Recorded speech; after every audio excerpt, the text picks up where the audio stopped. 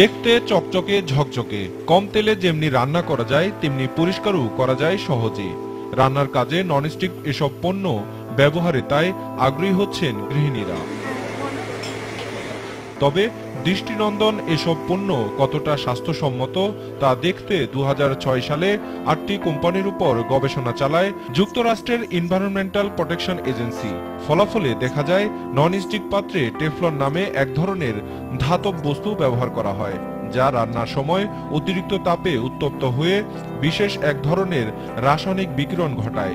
এছাড়া রান্নার সময় নির্গত ধোঁয়াতেও মিশে যায় টেফলন। যদি 700 ডিগ্রি ফারেনহাইট এই টেম্পারেচার যদি হয় রান্নার সময়, তাহলে এই নন স্টিক প্যান থেকে কিছু টক্সিক গ্যাস বের হয়ে আসতে পারে। যেমন আসতে পারে ডাইফ্লোরো অ্যাসিটিক অ্যাসিড, তারপরে আসতে পারে টেট্রাফ্লোরো ইথাইলিন গ্যাস, তারপরে আসতে পারে মনোফ্লোরো অ্যাসিটিক অ্যাসিড। তো এর মধ্যে মনোফ্লোরো অ্যাসিটিক অ্যাসিড যেটা, এটা হিউম্যান বডির জন্য খুবই টক্সিক এবং খুব লো ডোজে এরা ক্যান্সার সৃষ্টি করতে পারে, ক্যান্সারের কারণ হতে পারে।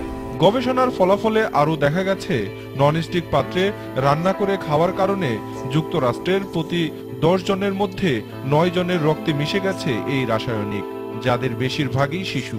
কম মাত্রায় শরীরে ঢুকলেও এক সময় এই রাসায়নিকই মারাত্মক আকার ধারণ করে।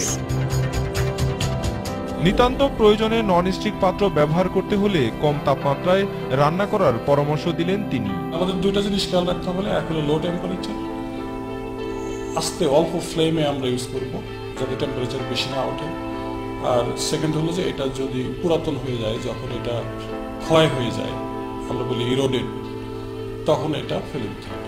সোর্স অল্টারনেটিভ যে সমস্ত কুক অয়েল আছে, যেমন কাস্ট আয়রন, বহু আগে থেকে আমাদের দেশে ইউজ হয়, তারপরে স্টেইনলেস স্টিল, এইগুলোতে কিন্তু এই ধরনের কোনো টক্সিক সাবস্টেন্স লিবারেট করবে না। আর সম্ভব হলে রান্নার কাজে সনাতনী পাত্র ব্যবহারের অভ্যাসে ফিরে যাওয়ার পরামর্শ দিলেন রসায়ন বিশেষজ্ঞরা।